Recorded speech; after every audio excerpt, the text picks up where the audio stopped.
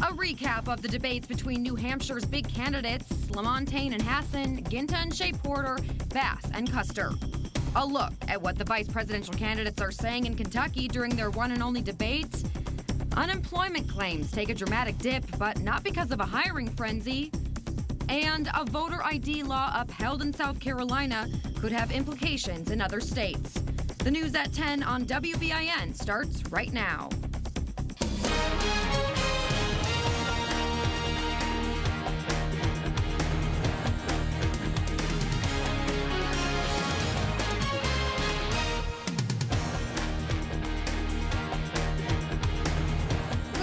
I'm Mackenzie Henderson in for Amanda tonight. Thanks for watching the news at 10 on WBIN.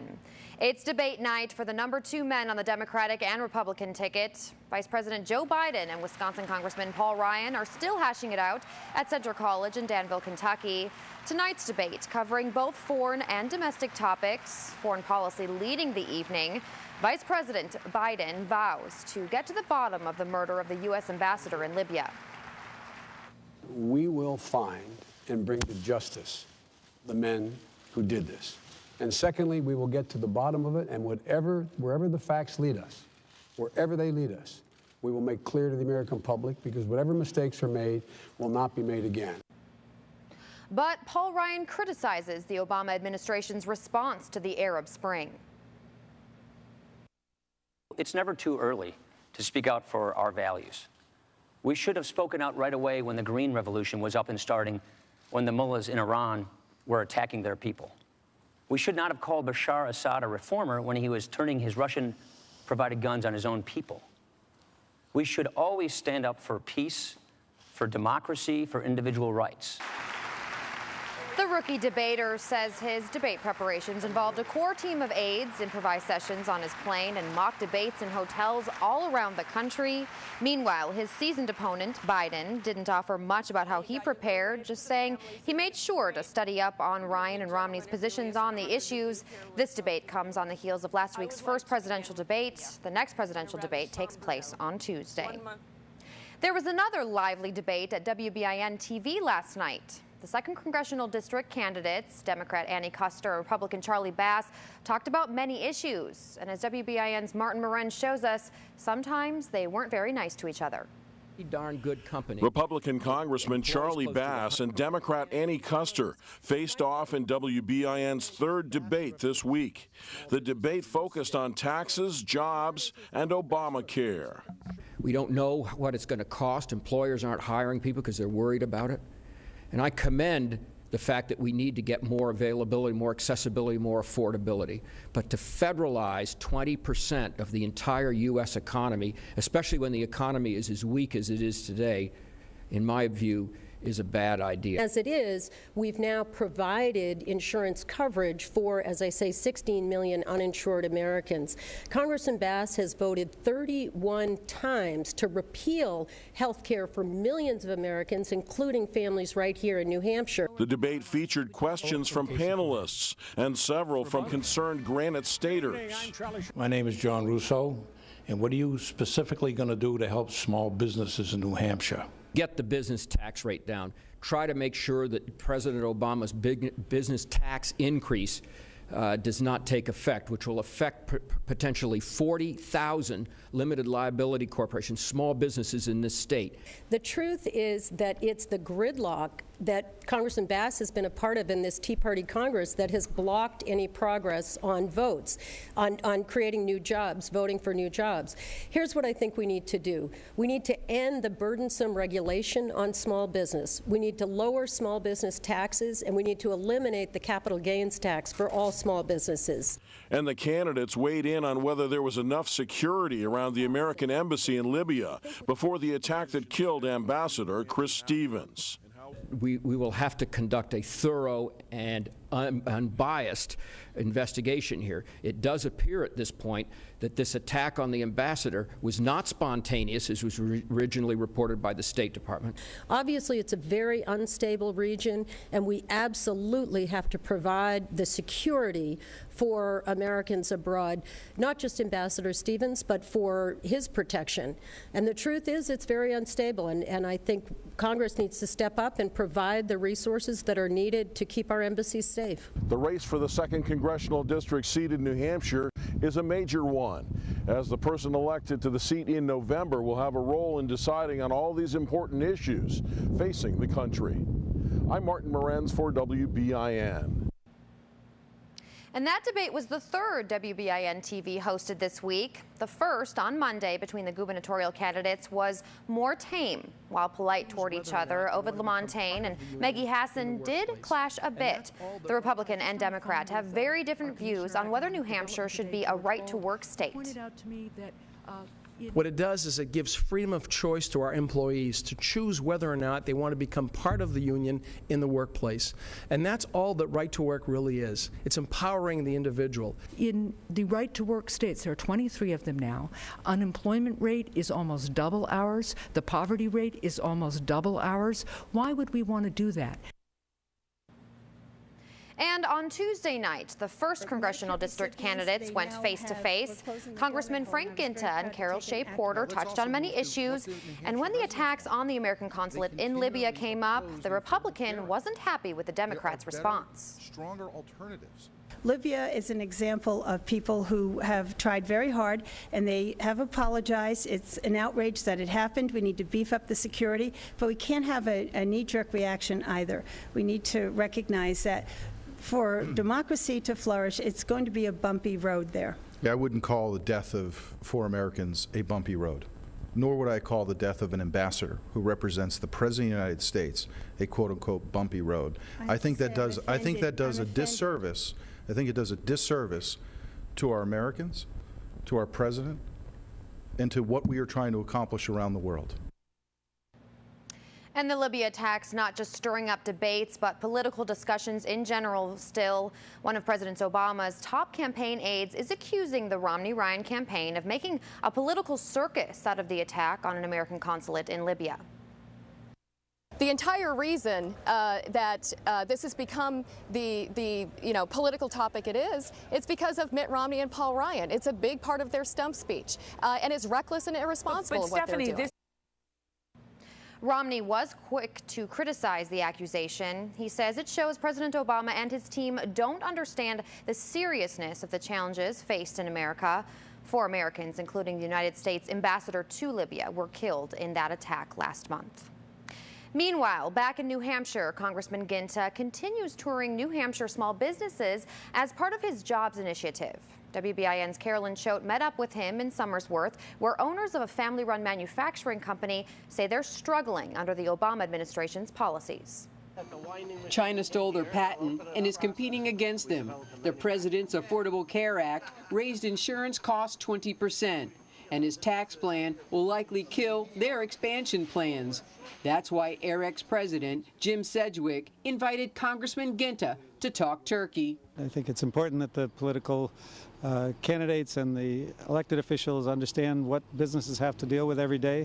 The discussion about staying late at night and putting in long days, hours, years of building businesses, it's a very tough task. Founded in 1950 as the country's first plastics foundry, AirX has evolved into a high-tech magnetic component manufacturer, catering to commercial and defense industries with an eye towards adding 30 employees in the next 5 years if they can survive. The reality is we need a pro-growth economic policy to be put in place where you have GDP growth exceeding the 1.3% that we're at now to about 4 or 5%, where companies like AirX and others that I've visited can have long-term growth and sustainable business plan.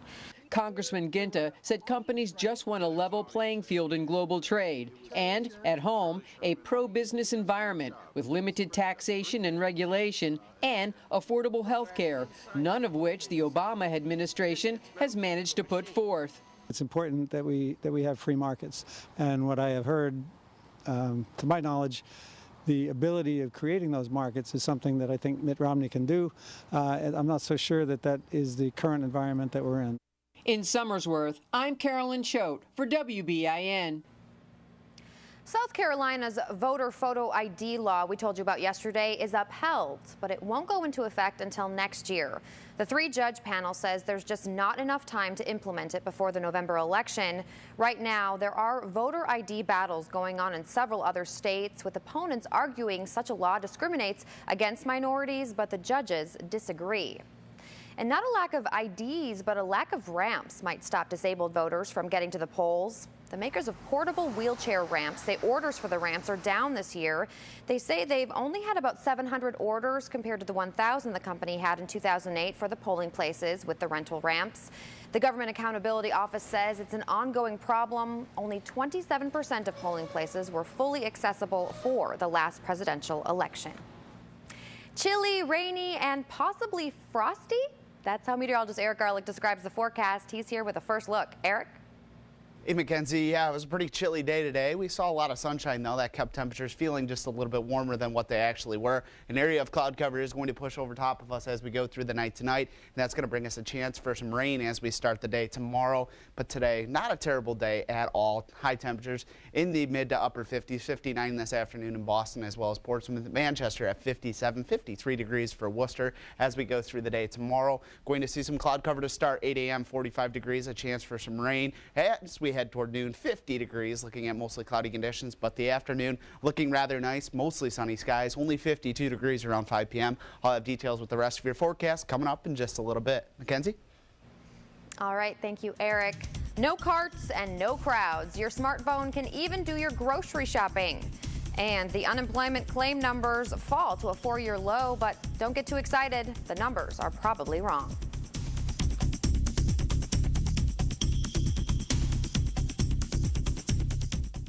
This election season, WBIN has you covered all the way to November with daily updates from the campaign trail and all the news you need to know about the races that matter to you.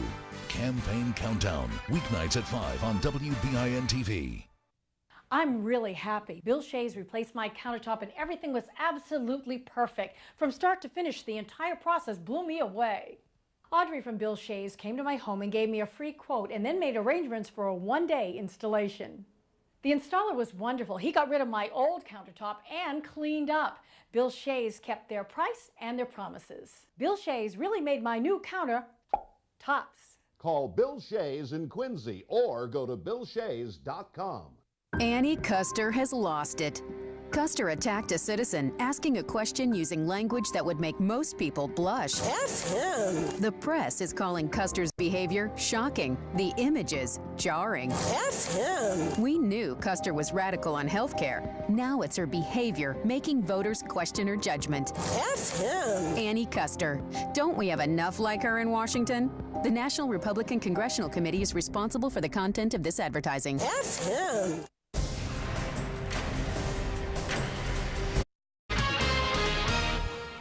It's a low we haven't seen in 4 years, but the unemployment numbers out today might be too good to be true. The Labor Department says 339,000 people filed for first-time jobless benefits last week, 30,000 fewer than the week before and the lowest since February of 2008. But those numbers are probably wrong. Officials say one state most likely did not fully process end-of-quarter claims, so the unemployment numbers should shoot up once that state files.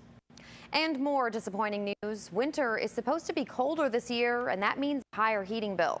The Energy Information Administration says if you use heating oil to warm your home, you could pay a record high, 20% more than last year. And if you use natural gas for heat, your bill might be up to 15% more. Meanwhile, some good news for those who have energy jobs. You're most likely getting a raise. With those stories and more, here's Bloomberg's Deborah Costrin.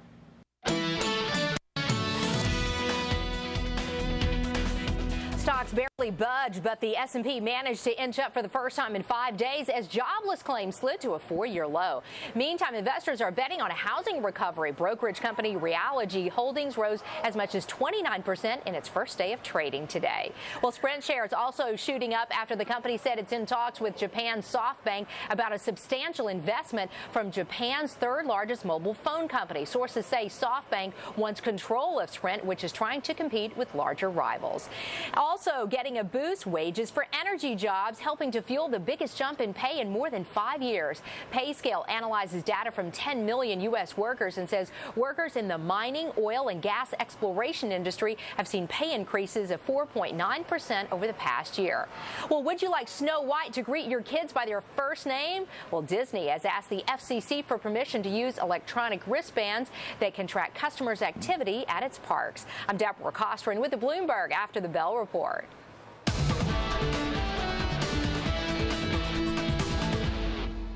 A nice day today, but things a little bit on the chilly side. Some cloud cover tonight, going to prevent temperatures falling too much. Showers possible early tomorrow morning into the early afternoon hours, and then we're going to see things turn nice and sunny, but it is going to be chilly once again as we roll through the day. On Saturday, some nice weather going to be in charge. A high pressure from Canada going to bring in some cooler temperatures, though. Things going to get rather chilly Friday night into Saturday, and then mostly cloudy on Sunday with yet another chance for some rain. That rain chance going to stick around as we go through the day on Monday as well. Taking a look at current temperatures right now, not the warmest, but we are going to see temperatures still falling as we go through the night tonight. 49 in Boston, 45 for Manchester and Portsmouth, 46 in Laconia, Worcester at 42 degrees. Temperatures going to fall quite a bit more as we go through the night tonight, but not too far because we are going to have that cloud cover move in early tomorrow morning. Taking a look at temperature change from yesterday, 10 degrees cooler in Boston than this time yesterday, 11 degrees cooler in Portsmouth, and 8 degrees cooler in Manchester than this time yesterday. So temperatures falling a little bit, and tomorrow could even be colder at this time of night. Taking a look at the winds, south wind at 6 miles an hour in Portsmouth, a south wind at 5 miles an hour in Manchester, southwest wind at 5 miles an hour in Laconia, and a southwest wind at 6 miles an hour in Boston. Winds could pick up as well. We actually do have a wind chill out there. Here's what the feel like temperature is. 47 in Boston, 43 degrees in Manchester, Worcester. Feeling like 38 degrees as you step out the door. So those winds are playing a little bit of a factor for the weather as we go through the night tonight. Taking a look at radar, things quiet, and that's how we're going to expect them to stay as we go through the night tonight. But tomorrow morning, we do have a chance of rain headed our way. Taking a look at the satellite and radar, you can see the cloud cover and rain off to our northwest, slowly going to push its way in tomorrow morning. The cloud cover, when we wake up, the cloud cover is going to be over top of us, and we are going to see the chance for some light rain. Not looking at very good chances for rain, but there is still going to be a chance. You can see that cold front stretching all the way back through central Michigan, but not a whole lot of cloud cover associated with that. The cloud cover not going to stick around too long, and we are going to see some nice weather as we go through the day on Saturday, but it's not going to stay around too long. Sunday, things are going to cloud back up. Taking to 11 o'clock tonight, that cloud cover still off to the north and west. Tomorrow morning around 8 o'clock, a nice band of rain going to push through. Just light rain, not expecting any thunder or lightning with this, just some light drizzle.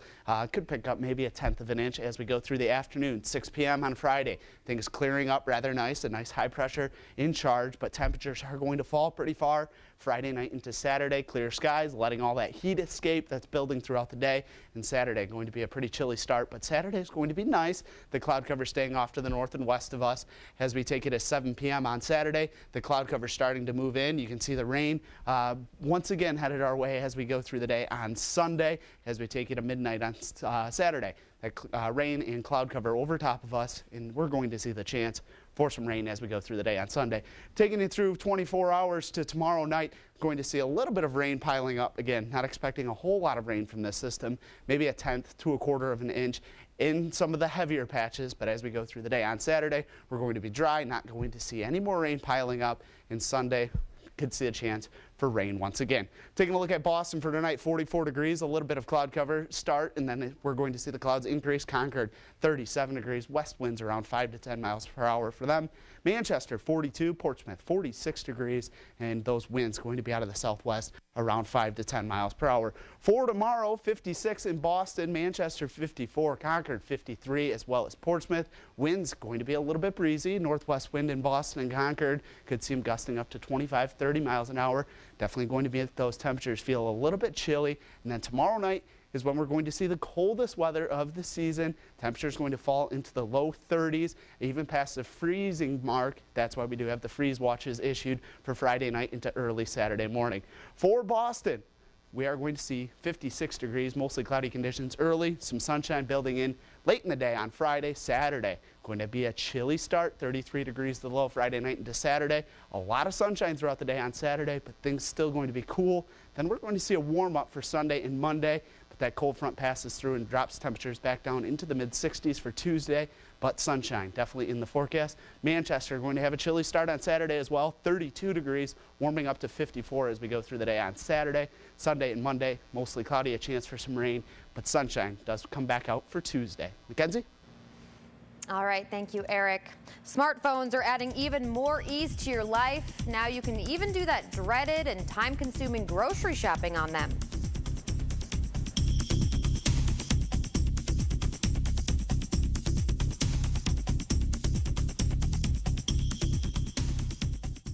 Carol Shea Porter had a choice: support Main Street or Wall Street. And Shea Porter chose them, voting to allow Wall Street executives to take huge bonuses and to bail out the people who nearly destroyed our economy. To help pay for it, Shea Porter supported new, job-killing taxes on Main Street small businesses. Carol Shea Porter doesn't deserve another chance. The National Republican Congressional Committee is responsible for the content of this advertising. At Lovering Auto Group, we understand that purchasing a pre-owned vehicle can be very stressful. Especially making sure that you're buying from people you trust. That's why at Lovering, we've made it simple for you. We have 3 convenient locations in New Hampshire with a variety of makes and models. To give you peace of mind, we've included the Lovering Guarantee on all of our cars. A 3-day money back or a 30-day trade back for any reason. Lovering Auto Group. Cars you love. From people you trust. Let me tell you how I'll create 12 million jobs when President Obama couldn't. First, my energy independence policy means more than 3 million new jobs, many of them in manufacturing. My tax reform plan to lower rates for the middle class and for small business creates 7 million more. And expanding trade, cracking down on China, and improving job training takes us to over 12 million new jobs. I'm Mitt Romney, and I approve this message. Diamonds. The Jewelry Exchange imports diamonds direct. We have thousands of GIA and EGL diamonds, most shapes and sizes, all guaranteed the lowest price. Compare the largest chain stores' non-certified 1-carat fancies for $33.99 with the Jewelry Exchange's certified 1-carats for $18.90. Half-carat halo rings are $5.99. Half-carat solitaires are $4.99. We have the hottest designer lines in micro pave and platinum set while you watch. Plus no interest for 6 months. The Jewelry Exchange in Sudbury. So we're between this and the Honda Pilot. This comes with a... Love it or hate it, we all have to do it. Grocery shopping can take a huge chunk out of a weekend afternoon, but what if you could do it during your commute to and from work? As Scott Simpson shows us, one company is making that happen. What's going through the minds of commuters as they head down these escalators to their trains? For many, it's what's for dinner. It can be the bane of the busy person's existence, shopping for groceries. We all have to eat, so it's kind of like you don't have a choice. And also people feel like they spend a lot of money and time doing it. So they're always looking for a different way to skin the cat. I mean, a different way to get it done quickly and to feel like they're doing a good job at it. So instead of consumers going to the store on the way home from work, online grocer Peapod has temporarily brought the store to them on billboards and train stations in major cities like this one in Washington. Consumers download an app by scanning this QR code with a smartphone. Then they scan the barcodes on the billboard to put the items in their carts and schedule for home delivery. It's a virtual convenience store of sorts. Shoppers can browse the full range of products through the app. They're just thinking about people in places where they usually can't be productive, potentially being productive and starting to shop. And they're not the only ones pondering that concept. Peapod got the idea for their virtual aisles from technology overseas, and the grocery list of apps seems to be a growing market, offering consumers help with everything from coupons to shopping lists. I'm Scott Simpson for News at 10 on WBIN. And we'll have a final check of your forecast coming up after this. customer Aaron Swenson bought from us online today, so I'm happy. Sales go up, I'm happy. It went out today. I'm happy. What if she's not at home? She won't be happy. Use UPS. She can get a text alert, reroute, even reschedule a package. It's UPS My Choice. You happy? I'm happy. I'm happy. I'm happy. I'm happy. I'm happy. Happy. Happy. Happy. Happy. Happy. I love logistics. Annie Custer has lost it. Custer. So rain, rain, and rain. Well, there's a little bit of sunshine. Okay, in the that's good. forecast once we get to Saturday, but tomorrow we are going to see a chance for some rain early in the day. A lot of cloud cover, 56 degrees for our high tomorrow. Things are going to clear up tomorrow afternoon and evening. That's going to allow temperatures to fall pretty chilly, 33 degrees the overnight low Friday into Saturday. We do have a freeze watch issued until 8 o'clock Saturday morning. Saturday could see some patchy frost to start, but things going to turn out rather nice. A lot of sunshine throughout the day, going to make that 56 feel a little bit more like 60. But Sunday, we are going to see the rain and cloud cover return, and that's going to stick around through Monday. But temperatures are going to be much nicer. 70, 71 for Monday, and then 64 degrees on Tuesday for Boston. Manchester going to be very similar. 54 tomorrow, 54 on Saturday, and chilly night for them as well, Friday into Saturday. And then Sunday and Monday, looking at another chance for some rain and some cloud cover. But Tuesday going to be pretty nice, 64 degrees. So not at all a terrible forecast. No. But it definitely could be better. A lot more sunshine, I think, would make a lot more people happy. Yes, probably. All right, thanks for watching. We'll see you back here tomorrow.